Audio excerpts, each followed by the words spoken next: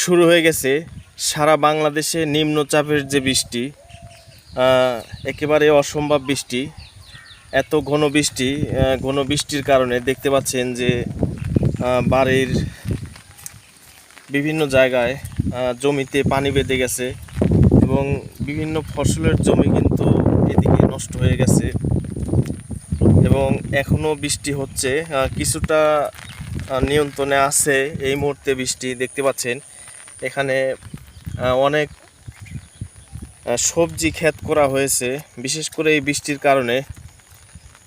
আর মানিকগঞ্জের সবজির গল্প আর কি বলবো, প্রচুর পরিমাণে মানিকগঞ্জে সবজি উৎপাদন হয়ে থাকে দেখতে পাচ্ছেন। বিশেষ করে একেবারে সবজির অবস্থা খুবই খারাপ করে ফেলেছে।